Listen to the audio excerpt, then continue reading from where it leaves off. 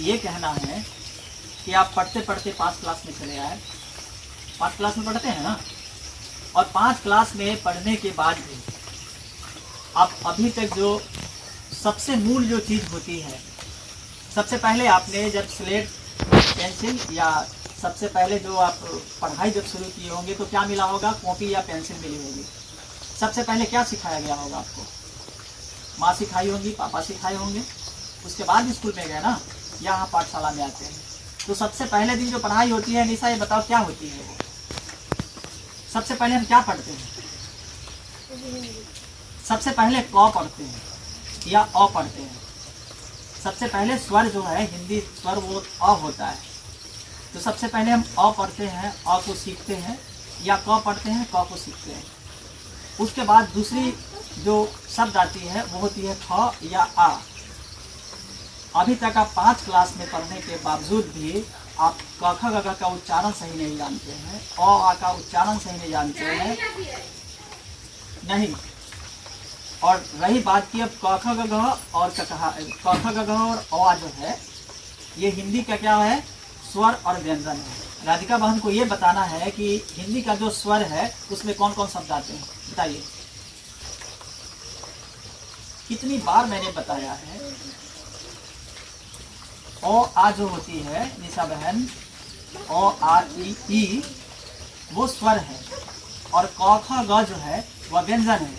जब इसको हम सीख लेते हैं तो सीधे हम ककहारा पे आते हैं। अक्षर जो है, अक्षर जब ककहारा के मात्रा के साथ जुड़ता है तो क्या होता है? वो शब्द बनता है। जैसे अगर निशा नाम है तो शब्द कौन सा है इसमें? अक्षर कौन सा है? निशा में अक्षर कौन सा हुआ? बताओ निशा।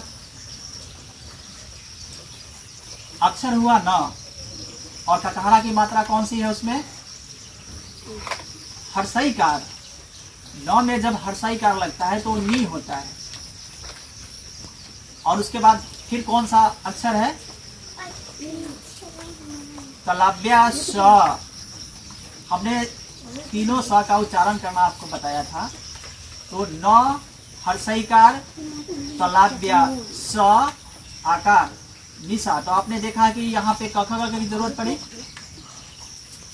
क ख ग की जरूरत पड़ी ना, उसके बाद ककहारा की मात्रा की जरूरत पड़ी। अब सुमन है, सुमन ये बताओ कि अगर आप ककहारा नहीं सीखेंगे, अभी तक आपको ककहारा समझ में नहीं आई है, हमने बार बार आपको सिखाया है, घर पे भी जा करके मैं बताया हूँ कि इसको काम करवाइए। काम न हम करेंगे न माता पिता करेंगे, काम तो आप ही को करना पड़ेगा ना। आपके बदले में हम पढ़ेंगे तो होगा? बोलो, किसको पढ़ना पड़ेगा? सुमन,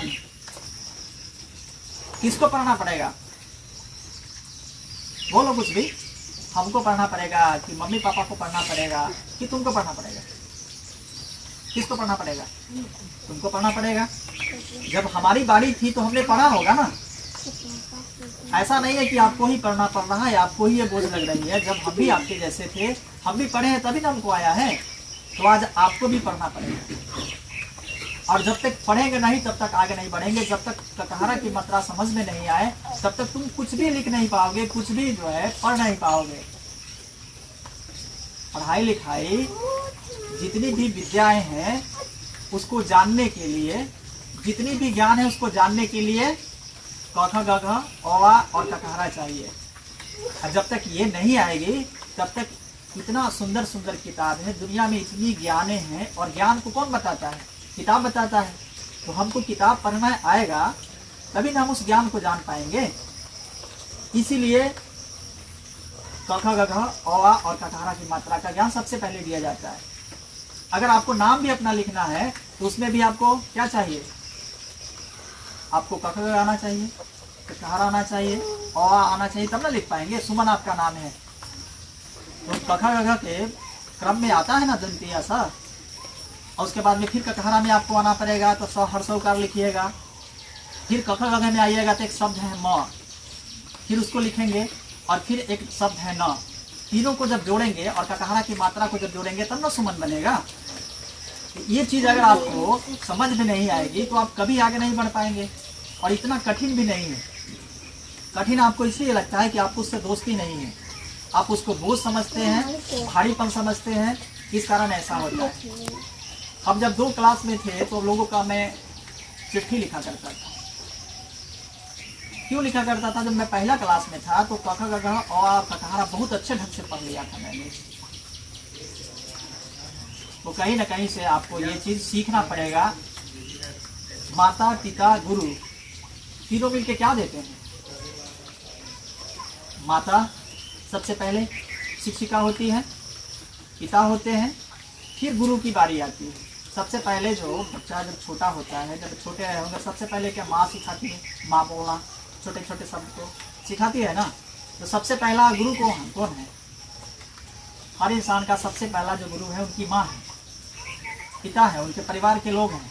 फिर जब थोड़ा सा बड़ा होते हैं तो क्या करते हैं? उनको पाठशाला भेजा जाता है, स्कूल भेजा जाता है। जैसे आप यहाँ पे आए हैं तो यहाँ भी ज्ञान लेने के लिए आए हैं ना। इस ज्ञान को लेने के लिए आपको ज्ञान के राही को ज्ञान लेने के लिए वो तमाम जो चीज़ें हैं आपको फॉलो करना पड़ेगा, अनुसरण करना पड़ेगा। जैसे अपने घर से आया है, सबसे पहले आप रोड पे आए होंगे ना, फिर बाएं साइड से आए होंगे, बारिश की दिन हो रही है, आप ये भी आपको ध्यान में होगा कि कहीं फिसल ना जाए, गिर ना जाए,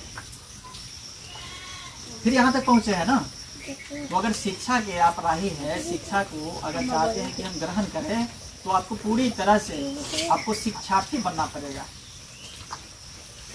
आपके भीतर में वो सारी बात आनी चाहिए।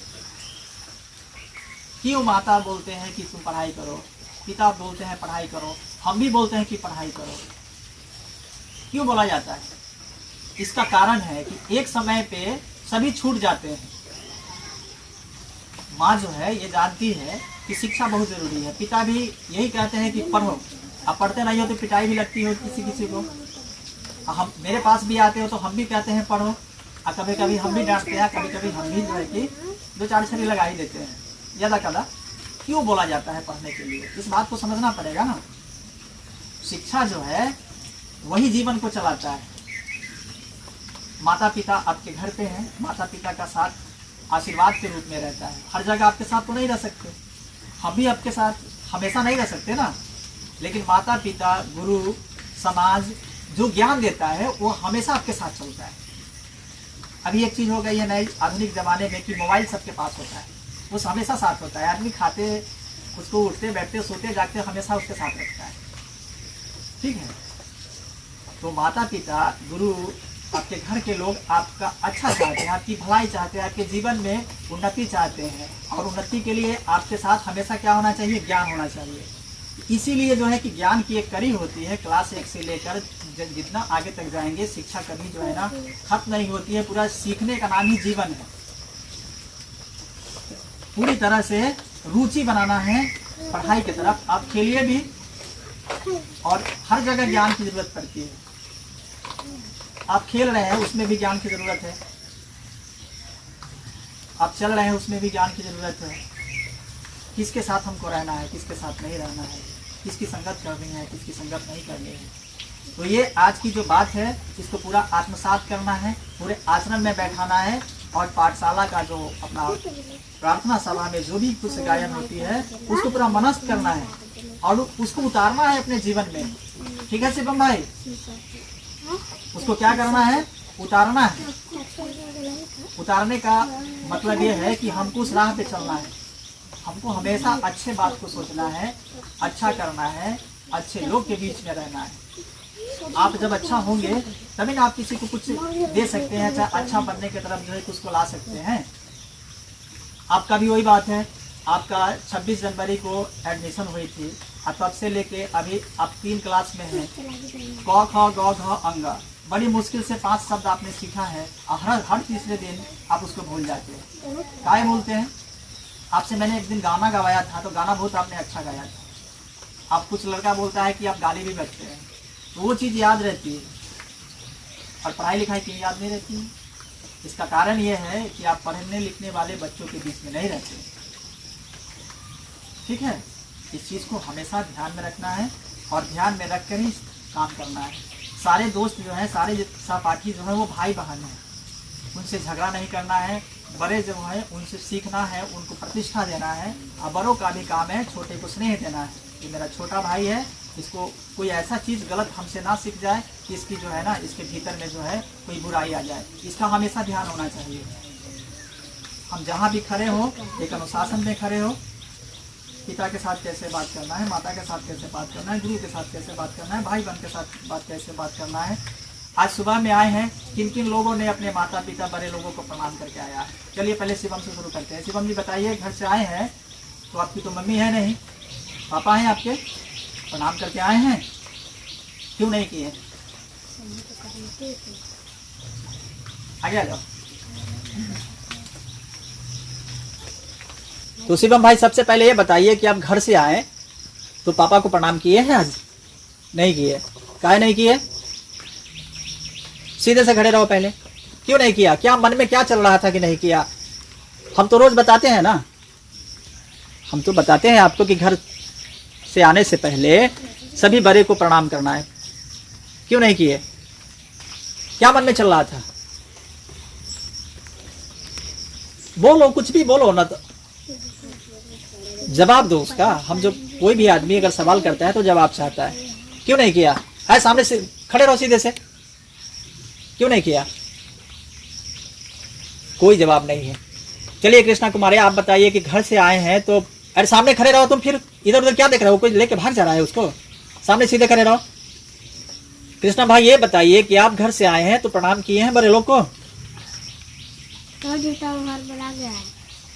आप उस दिन बोले थे कि सर जो है ना बारिश हो रही थी, सारे लोग घर बना गए, निशा बोल रही थी कि चलो चलो, तो मैंने नहीं किया है। अब अगली बार से ऐसी कोई शिकायत नहीं, ठीक है? आपको आने से पहले प्रणाम करना है। रोहित कुमार फिर पीछे क्यों ताक रहे हो? कृष्णा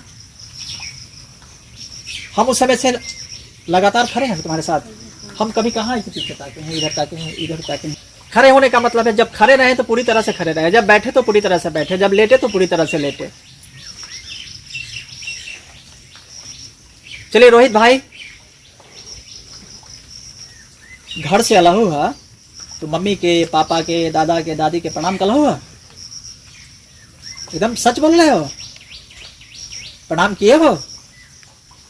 बहुत अच्छी बात है। चलिए छोटू, आप घर से आए हैं तो मम्मी पापा बड़े लोग को प्रणाम किए हैं? गुड।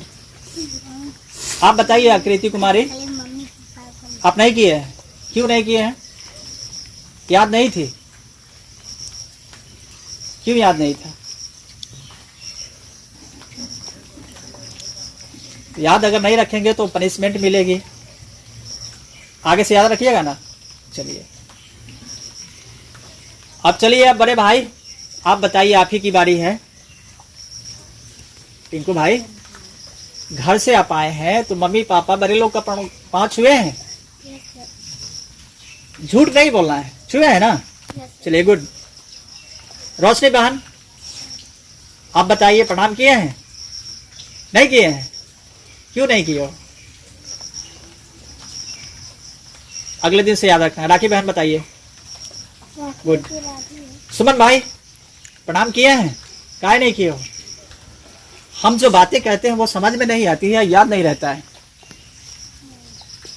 वजह तो होगी ना, या जो मैं बात जो कहता हूं तुमको अच्छा नहीं लगता हो, या याद नहीं रहता हो। क्या सुन निशा, यही बात है ना। जब रोज आपको बताया जाता है कि प्रणाम कीजिए, क्यों नहीं करके आते हैं? आगे से गलती नहीं करोगे? ध्यान में रहेगा ना, याद रहेगी। चलिए आप निशा बहन बताइए, क्यों नहीं किए हैं? आपके साथ भी यही बात है। राखी बहन आप प्रणाम किए हैं बड़े लोग को? ये तो कुछ बोलते ही नहीं है। गंजी फाड़ देता है। गंजी को फाड़ देता है? का तो आज तो आया ही नहीं है। आज ये बताइए कि सबसे पहले सुबह में उठे हैं तो सबसे पहले मैंने बताया है कि सबसे पहले शौचालय जाना है, हम लोग रात गए थे, फिर मुंह धोना है, फिर स्नान करना है। चलिए बारिश अगर आज है, ठंडी जैसा कुछ मौसम है, तो आज अगर स्नान आप नहीं किए तो बताएं कि जिस दिन स्नान नहीं कर रहे उस दिन पैर हाथ मुंह को साबुन से बढ़िया ढंग, समझ रहे हैं हम लोग। हाँ बढ़िया ढंग से धोना है। उसके बाद नाश्ता करना है। नाश्ता और उसके बाद टूल को चेक करना है, कलम कॉपी पेंसिल इरेजर जो भी है अपना साथ में। कई लोगों ने जो है कि इस चीज को फॉलो करके आया है। सर जी हम जल्दी खोज लिया है सर। शिवम, सुबह में शौचालय गए हो, मुंह धोए हो, स्नान भी किए हो क्या, तुम नहाए भी हो? अच्छा चलो, उसके बाद नाश्ता किए हो, खा के आए हो? ठीक है, आप बताइए आप क्या किए हैं सुबह में उठे हैं तो? कृष्णा, सुबह में उठे हैं तो शौचालय गए हैं पहले? क्यों नहीं गए हैं? बहुत गलत बात है। रोज बताया जाता है कि सबसे पहले उठना है, सबसे पहले मॉर्निंग में शौचालय जाना है, फिर आगे मुंह धोना है, अगर पॉसिबल हो तो स्नान करना है, अन्यथा जो है कि पैर हाथ मुंह को साबुन से बेहतर ढंग से धोना है, फिर नाश्ता करना है, फिर जो है कि अपने बैग को देखना है, उसमें टूल्स को देखना है, फिर यहाँ पे बाएं साइड से यहाँ पे आना है और यहाँ पर आके पूरे अनुशासन में जितनी देर पढ़ाई होती है, कक्षा जितनी देर चलती है, अनुशासन में पूरी तरह से पढ़ना है और फिर यहाँ से बाएं साइड से घर को जाना है। चलिए एक बार फिर से बोलते हैं कि अगले दिन से कोई त्रुटि ना हो। सुबह में जैसे उठना है बताया है मैंने, और जैसे जो काम करना है वैसे करना है। चलिए बैठिए अपने अपने जगह पे।